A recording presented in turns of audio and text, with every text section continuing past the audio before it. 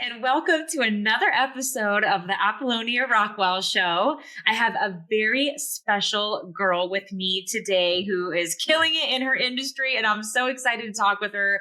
Her name is Heidi Solomon-Orlick, and she is an award-winning sales executive and founder and CEO of Girlz Who Sell, an organization that aims to close the gender gap in B2B sales, which I'm so excited to talk to you about, and build the largest pipeline of diverse early stage female sales talent. And welcome, Heidi. How are you doing today? Oh, I am fantastic, Apolonia. Thank you so much for having me today. I'm honored. Absolutely. Well, I feel like I have 101 questions for you, but we could first just get into your story because Heidi, I honestly, doing our research on you and reading your bio, I mean, that bio was the teeniest piece. Heidi is up to so much more. She's currently serving as the Chief Growth Officer of the DRS Group, a real estate company where she leads the marketing, sales, and social media strategies there. So there's so many layers to you, but can you just give us a little briefing on who you are, your story, and how did you even get to this? And we'll just kind of dive in from there.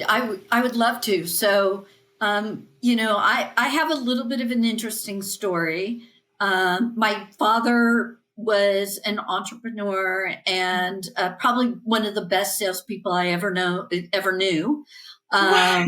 And he was quite an inspiration to me, and yet was really discouraging in terms of me getting into sales. He's like, sales is for guys. Right. Male dominated industry, owned a texture coating company.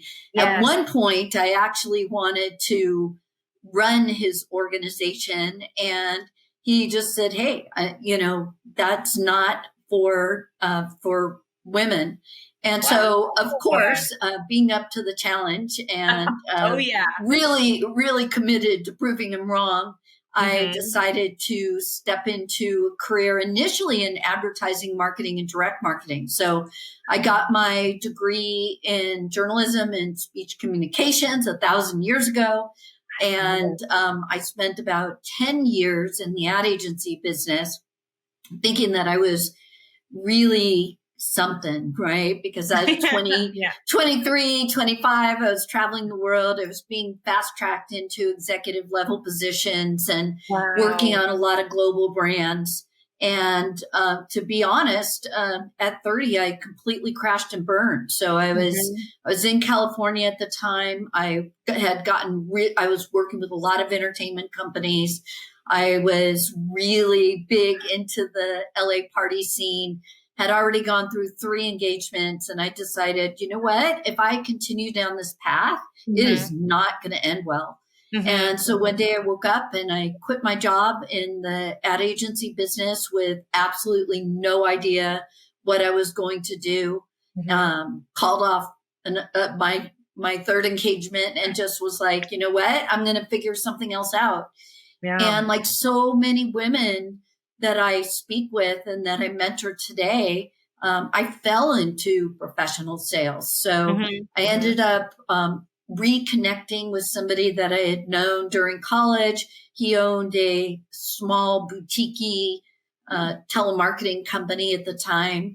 And I hadn't seen him for years. And he was like, what are you doing? And I said, well, my life is in complete shambles, to be totally honest with you. Right? And I'm like, I don't know. I'm doing nothing at the moment. Just trying to figure out my next step. And he said, great, be in my office on Monday. I want to hire you as my vice president of sales for my telemarketing company. I was like, I don't know anything about telemarketing. He says, oh, don't worry about that. We're figuring it out each and every day. And so that was it. That was the beginning of a 35-year sales career in the business process outsourcing world. And which is incredibly male dominated, just like so many industries. And fast forward, to 2019, after the death of both of my parents, and I turned 60 that same year, I really started to think a lot about legacy and and impact and what I can do to leave the world a little bit better place than how I found it. And I'm really passionate about working with young women. And I believe that, the youth are our future. In order for us to really solve for a lot of the chaos of what's going on in the world, we need to empower youth. So, really thought a lot about, how do I take my 35 years of experience of where I was blessed to have a super successful career and combine it with my passion for working with young women, and Girlz Who Sell was born. Wow. That is such an impactful story. And so many things were running through my mind as you were speaking, but first, I want to honor you thank you for being so vulnerable. And I'm so sorry, sharing that about your parents and just being vulnerable to share about your story, because I feel that a lot of, I want to say a lot of women, but probably, this might be not even gender specific, but, I think people tend to glaze over those rough parts of our stories, right? Because it's just so, it's just so taboo to maybe even just say, hey, like this was the year where I crashed and burned and I was, going through this and that, but sharing that helps listeners really think, okay, I'm not alone. Like, okay, I don't have my life together at 30. And thank you for sharing that. Like, you let me know that there's still a chance. There's still and listen, I don't even have my life figured out at 65, to be honest. But I do think that there's all this pressure, particularly for your generation, right? To create this persona and image online, this sort of social, this branding, personal branding. And at the end of the day, what you are on your LinkedIn profile or in social media is not necessarily what's going on behind the scenes. And so I think it's really important to talk about the things that have worked, but also, I've learned most from the failures that I've had in my life, and how do I leverage that and utilize that to become better, So, so I'm happy to do that. And, I spent 35 years, over 3 decades after I left the ad agency business in sales. And at last August, I was laid off of my job, just like so many hundreds of thousands of people that have been laid off from their jobs. Yes. I believe that I was aged out, even though I was senior vice president and I was, successful at what I was doing. I do believe that ageism is alive and well in the workplace today. And, so I was like, what do I do now? Now I'm at almost 65 and I have to figure out a way to reinvent myself. And so, I spent a little bit of time licking my wounds. I went and did a retreat in the Azores in Portugal for a while, and really, kind of got in touch with what my, recalibrating on my why. Yes. And decided to lean in and into full-time entrepreneurship at almost 65 years old. So it's never too late to reinvent yourself. Heidi, though, I'm telling you, I feel that you just took a mountain of pressure for everyone listening off of their shoulders by you just saying that, by you saying, hey, who you are on LinkedIn and how many followers, insinuating what I heard you saying is no matter how many followers you have on Instagram and what your Facebook and LinkedIn look like, that it doesn't define who you are. So I feel like you just putting that out there has taken just so much pressure, like you mentioned, off of women. And I'm so excited. You just ramped me up by you explaining your story there, by you mentioning that you started in the telemarketing world. Because I'll tell you this, every sales expert that I've ever come across has that valuable telemarketing experience. I don't know what it is. Well, actually, I do know what it is. It's the amount of rejection, getting that just knocked out of you, that rejection doesn't faze you anymore. Probably. Maybe it still does. I don't know. But once you just deal with so much of it, made you probably into the sales expert that you are today. So that's just, can you tell us what that's like? What was it like? What is how Well, nobody likes rejection. But where I had to, the place that I had to get to is that it's not personal. That, and also, no just means not now. So that's great hearing that. Okay. Right. Or it means no. And guess what? You need to move on and not dwell on that. So perhaps I've become a master at compartmentalization, but I've realized that it's not personal. And if I, they don't want to talk to me, or we don't want a deal or whatever, right? Like it happens. And I just have, you just have to just keep moving on and moving on and moving on. And don't take it personally. Don't take it. Okay. That's already a tip, right? Because sales is the foundation of any business, large and small, whether you're a solopreneur, whether you're head of a multi-million-dollar department. Sales to me is everything, right? And so, what type of advice would you give to a lot of your clients? So I know you're primarily serving women. And so they're probably they have a small business, right? And they're, Heidi, I've been in business for the last 5 to 10 years and I've hit a plateau with my business. This might be, a common question. I'm trying to take the business to the next level. What would be some general advice? Do you think a lot of people are not marketing as much? Are people not picking up the phone like they should be because they're afraid of doing the phone calls in today's world? Or what are you seeing right now? Yeah. So that's, let me break that down a little bit, because so let me tackle a few things. The first thing is that I agree with you that sales is absolutely the foundation of any business, but I would venture to say that sales is actually the foundation of life.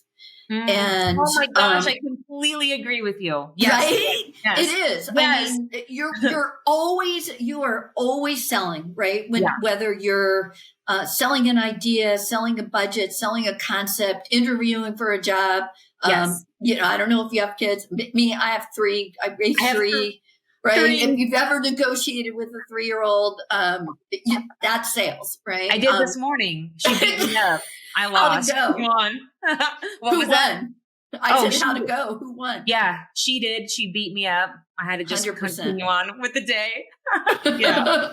Yeah. So it's, so I think sales is a life skill, and the young women that I work with a lot, because I work primarily with college and high school age women, positioning sales as a viable career option to achieve economic independence. So my focus is to not only close the gender gap, but in professional sales, but to focus on increasing diversity, because diversity is absolutely critical.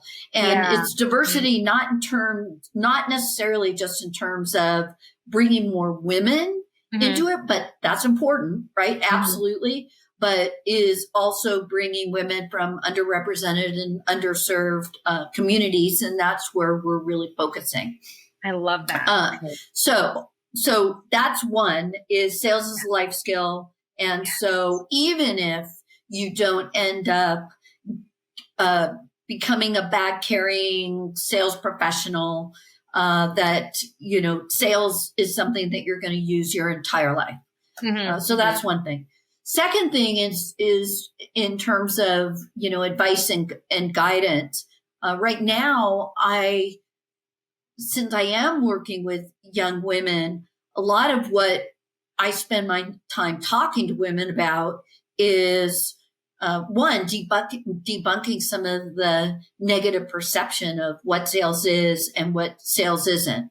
And I think that's really important, because even today, people think of used car salesmen or, Wolf of Wall Street, or just that salespeople are pushy or whatever. And it's actually not what professional sales is at all, really. It's, to me, the way that I position sales is that sales is actually about serving. Yeah. It's about serving others. It's not about selling a product or service. It is about how can what I bring to the table improve your life or solve a problem or, whatever it is. Right. And so it's this whole concept of repositioning the sales profession and breaking down some of the myths. And from there, really coaching women on why they're so good at sales, right? I mean, the data speaks for itself. Women by far outperform men, and just about, and all due respect to the men in the room, because we love you and we need you and we need your allyship. But, the truth is, the facts are that women outperform men in just about every single measurable criteria that you can look at in terms of sales. So in terms of lead generation, you talked about cold calling, lead generation, outreach, moving deals through the pipeline, selling more profitable deals, higher close rate percentages. And that's because I believe, and it's not just my personal belief, the data shows it as well, is that women have the innate skill set to be successful at sales. They just do. We're relationship oriented. We're good listeners. We're detail oriented. We're problem solvers. And so those are things that when you really realign what it takes to be good in sales, those are all things that generally become are natural to women. And I hate putting people in boxes. There are some men that are really good at it, and there's some women that aren't. But if you look overall, those are just things that come really naturally to women. Yes, and I hear what you're saying. Yes, I don't like to generalize anyone either, but you've made some great points, and you're just speaking on the data. I mean, these are just the facts. And so you already hit on it, but I was thinking there, Heidi, how much of sales is listening? I mean, and how good, I mean, I feel like, I don't know if it was just always in me or if it was the way I was raised. I don't know what it is, but you're right. Like, I feel that is one of my superpowers, is I could just sit there and just listen to someone, like, genuinely about what problem they have, how we can get to a solution together. And so would you really say, so women, you're mentioning, what I hear you saying is that there's a lot of innate skills in us that would make us phenomenal salespeople. And so am I hearing you right, that we are still, though, the sales industry is still male dominated? And is it because you think that we just have these myths in our head that we're just afraid of rejection, or we think of salespeople as that slimy car salesman? Or why don't you feel that you see a lot of women in the sales space still to this day, 2024? Why is that not happening? Yeah, so a couple things there. One is that I do believe listening is really important. And it's women listen differently than men. Yes, we do. I would say yes. I would say you are right. Right? Women listen to understand, whereas men generally listen to respond. So, they're talking to somebody and they're already like, oh, I know what that person's going to say. And they've already jumped to the end and they were already formulating their response to what they're going to say. And they may interrupt. Whereas women, I think just generally, again, have this superpower, right, of really being able to be an active listener and to listen to understand what the true problem is. And that's why we are able to create meaningful solutions that are actually going to be able to move the business, move the needle for our client's business. Right. So that's the listening part of it. Okay. Wow. The why women are not in sales. Yeah, I do, I do think that the misperception of sales is one big reason. I do. I mean, I was just working in one of the cohorts we have going on right now is a cohort with a high school in Portland, Oregon, that is an alternative high school. Okay. And we were talking to them, we were asking them, so tell me, because we're just kicking off the program, what do you think sales is? And the default answer was, oh, well, used car salesman, or multi-level marketing, or just somebody trying to sell me something that I don't need, or people who are really super pushy. And so like that was the perfect foundation. Like that's the answer. Because when it was like, okay, now we're going to spend the next 8 weeks talking to you about what sales really is. Okay. So that's the one thing. The second, so once we get people over, oh, wow, sales is really about serving others. I can do that, right? Like I can solve problems. I'm a really good listener. I like that, right? And, oh, wow, I can make a lot of money, and I can achieve financial independence. I can, that's cool. Right? I want to do that. Mm-hmm. But then where the next thing is bridges, the conversation bridges to is, but I don't know that I have the personality for sales. Yeah. Tell me more about that. Yeah. Yeah. So I think the perception is that you have to be, the life of the party, really extroverted, and actually, yeah, some salespeople are that way. I tend to lean towards that in that direction a little bit. But actually, I'm pretty introverted on a social basis. And some of the best salespeople I know are really painfully shy or introverted. Yes, or they might be telling that. Yeah, or they might be super analytic, right? Yeah. Or they might, and so we spend a lot of time in the Girlz Who Sell course talking about that's your superpower, right?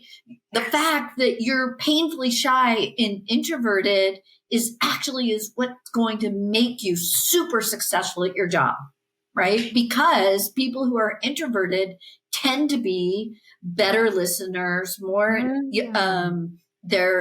they don't need to outshine or overperform, in front of their clients and talk a lot, right? Like people who are introverted tend to be better listeners. Better listeners tend to be better salespeople. So it's this repositioning of, the skill set, and then aligning that skill set with the kinds of jobs that are available in sales, and then perhaps different industries. So sales in general, professional sales in general is really male dominated. Like you said, women only represent about 35%. There's different data points, but about 35% of the total universe of millions of people that are in professional sales, women only represent about 35%. If you overlay any kind of diversity statistic, the numbers are absolutely dismal, right? Like women of color, if you look at women in leadership, I mean, the numbers just get progressively worse down into the low single digits, right? Yeah. Yeah. But there are some industries that, like beauty, for instance, or healthcare, pharmaceutical sales. Like even though they're B2B, they tend trend. Ed tech, right? They trend a little bit more female than some of the other more male dominated, industry sectors, like financial services is real male. BPO, where I came from, tech sales tends to be really male dominated. So it does vary. So really beginning to coach women on what's your superpower, what industry sectors are you interested in? What companies might you be interested in working for? And then and then getting them to apply. If you look, that's the big issue, right? Like women in general don't apply for jobs for anything. Yeah, because you look at the little LinkedIn thing and says, oh, well, you meet only 3 of 10 qualifications, right? Well, that's just some bot in the background that doesn't know who you are, or maybe your LinkedIn profile isn't totally optimized for that particular position. But I'm telling you, the only way to solve for this problem is to get women to apply. But then you look at the language that's being used in some of these recruiting ads of come and kill it and be, whatever, be a rock star, blah, blah, blah. It's like women are like, ew, I don't want to do that. Like that sucks. I want to be a part of a team, and I want to help people, and I want to solve problems, and I don't want to be a rock star. I feel like you have shed so much light already.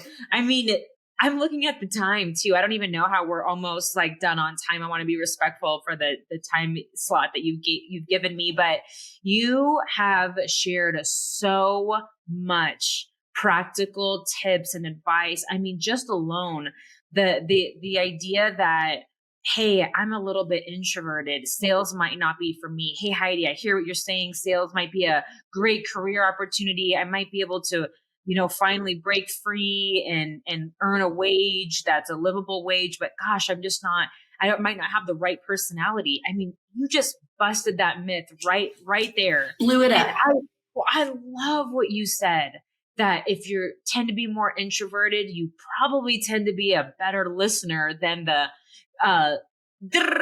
like I'm like you, or how you're describing yourself, of I lean more towards being extroverted, but it has also been counterintuitive in the sales space, where I need to learn to shut up and just listen. And that's hard for me because I just want to get to know you and talk so much. But so I think that is fantastic. And so as we're wrapping up on time, I want to get really practical for the listeners. And I just want to, I'm curious, do you have any advice, any maybe general advice for B2B sales right now? Do you see some trends that are working more effectively than others?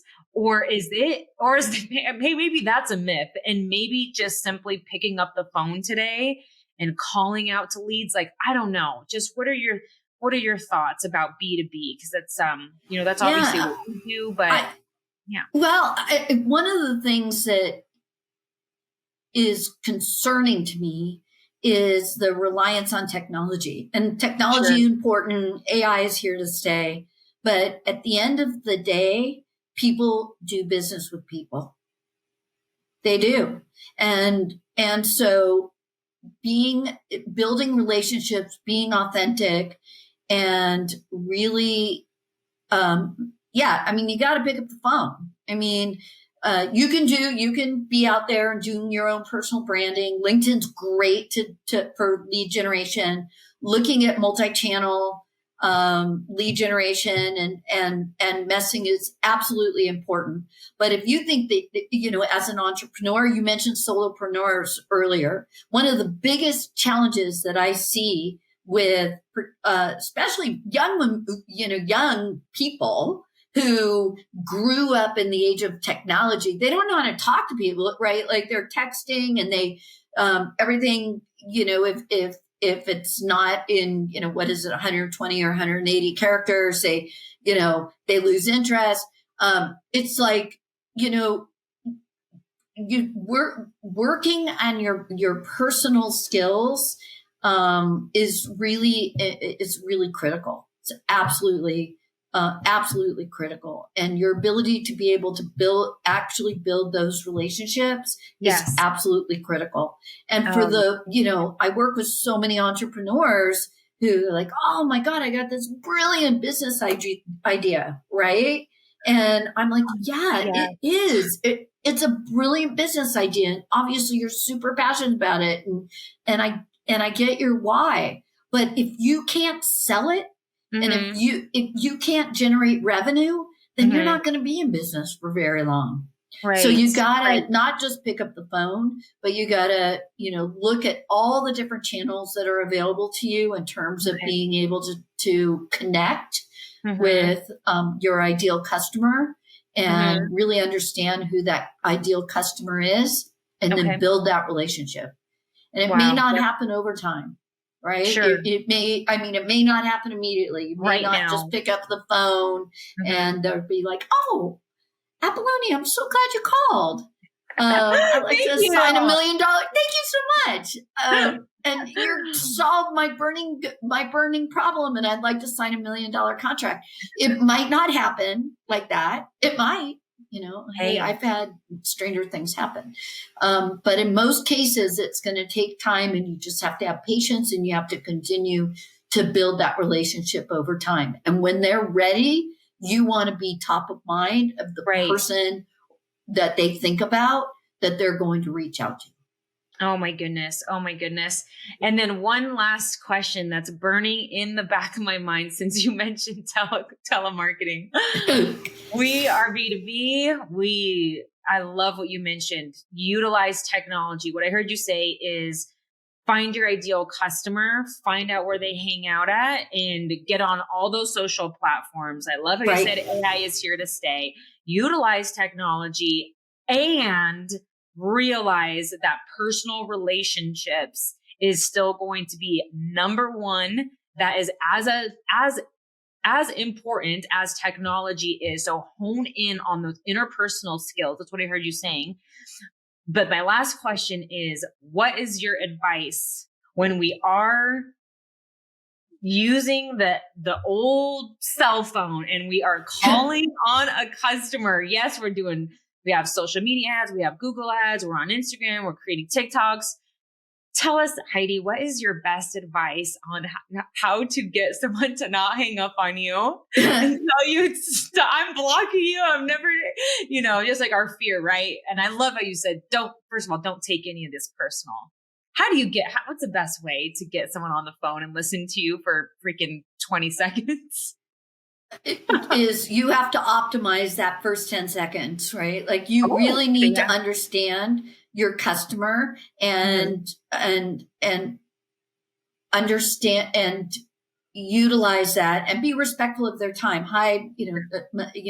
And there's all kinds of cold calling scripts that you can use. There's, but finding a way to right up front say, hey, my name's, Heidi Solomon-Orlick, and I am,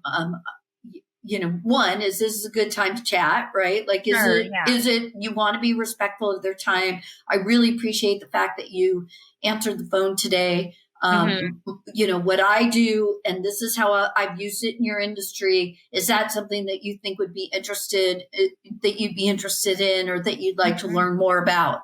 And don't go into like some big product features, sales pitch, right? Like you've got 15 seconds to grab their attention. And what's going to grab their attention is, what can you do for them? Make your buyer the hero of the story, and make your buyer, central to what you're selling and how you solve for their problem in the past. And then set a second call. Don't try to do it.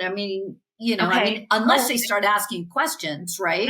But then you can say, is that something that would you be interested in having, a half an hour call where I can walk you through in more detail what we do and how I can solve for some of your business challenges, and how we've done it before for other customers that are exactly in your same boat, dealing with some of the same issues. I find it hard for somebody to say no. Well, sure. Because you're right. I mean, you're reaching out to if you really have the right product or service, you're calling on the right person that has a problem that only you can solve, or not only you, but that you can solve. Where's the disconnect? The disconnect is you. The disconnect, you need to figure out how to connect with that customer. If you really truly have a product and service that they really need, you need to find a way for that, to build that connection point. I love how you said you have 10 seconds to capture their attention. And you know what I noticed too about you, Heidi, is you didn't change your tone when you just, I know that was kind of a off the wall question. I wasn't preparing you for that, but you didn't change your tone at all. The way you spoke to me as a friend right now was the same way that you just did that call example. And I feel like that is something when somebody gives me that, your genuineness is going to come out, right? It didn't sound like I was trying to tell you something, right? It sounded like, wow, she really cares about me and she's going to help me solve for this problem. And it's not about her commission check. She genuinely cares about me as a person. And they may say, hey, I don't have time right now. And that's okay. Right. Well, when is a good time that we could, get together? I want to be respectful of your time, whatever. But I will tell you one thing that kind of triggered me, not triggered in a bad way, but made me think of something is, there may be 5, 10, 15 companies. Look at AI companies today. There's thousands of them that do exactly what you do. Maybe some even better. But at the end of the day, the reason that they're going to choose you versus the competition is they're going to do their box checking, right? They're going to do their analysis of, does it do this? Does it do XYZ? Is it in my budget? All that stuff. But at the end of the day, it's going to come down to, is this a person in a company that I can trust? And is it a person and company that I want to do business with? I mean, that's what it comes down to, because you're right. There are 5, 10, 20, 100 other companies that can do what you can do. You're so right. And I feel like, just personally for myself, listening to that truth is so impactful, because I feel that a lot of people can jump right into, just like you mentioned, the features, the benefits, the da-da-da-da-da. I love how you just said, maybe have the idea already that there's a lot of competition. There's a lot of companies that do what you can do. So stop rambling about that. I mean, yes, you'll get into that. There's a time and place for that. In another call, right? In another call. But they're going for you. And how can they trust you? And trust the brand and the company. Like that's going to be maybe the ultimate deciding factor, is really just the feeling that they're getting from you. So and it's customizing message and really incorporating storytelling. I mean, we could go on all day on this, but I think storytelling is really important. I agree. And how you customize your message, because the way, let's say you're calling into multiple buyers, the way that you might approach and sell to the CEO of a company is very different than perhaps how you would sell, or the message that you would want to articulate to the director of IT or the head of human resources, or like whoever, because today the sales is so complex. It's so much more complex than when I started sales so many years ago, because there's so many people involved in the buying decision. It's not just one person. So you have to understand who owns the budget, who is who's the decision maker, who are influencers, and then really be able to customize your message and conversation to each of those people. Oh my goodness. Heidi, thank you so much for your time today. I feel like you just provided a ton of advice, but also clarity in this space, clarity for what sales really is about from an expert like yourself versus so many myths, and just what an amazing and fantastic opportunity that this career path is. If you're looking to become self-reliant, you want a career that's long lasting, and this is an industry possibly for you. If where can people, we're going to link all of Heidi's platforms, but Heidi, what is the best way that somebody can get in touch with you? Is that LinkedIn, email? Do you have a preference? Yeah, I think LinkedIn. And LinkedIn has all my contact information. So it has my phone number, it has my email, it has everything. Okay. But LinkedIn, just reach out. I'm really accessible. Great. If Thank you you. reach out and ask me to connect, I will, but don't try to sell me something immediately, please, because that's one of my pet peeves. But feel free to connect and mention that you heard this or learned about me or Girlz Who Sell on your show, Apolonia, and then who knows? Maybe there will be a gift involved. Awesome. Thank you Free so much. signed copy of Heels to Deals. Boom. There we go. Hey, Boom. You heard it from Heidi. If you want to connect with her, she's accessible. So thank you for that. You can reach her on her LinkedIn. We'll link that in the show notes here. But thank you again. You're impacting women, young women, women all over the world. So I really appreciate that and honor you for that, Heidi. And thank you everyone for listening. We'll chat soon. Thanks for having me. Thank you.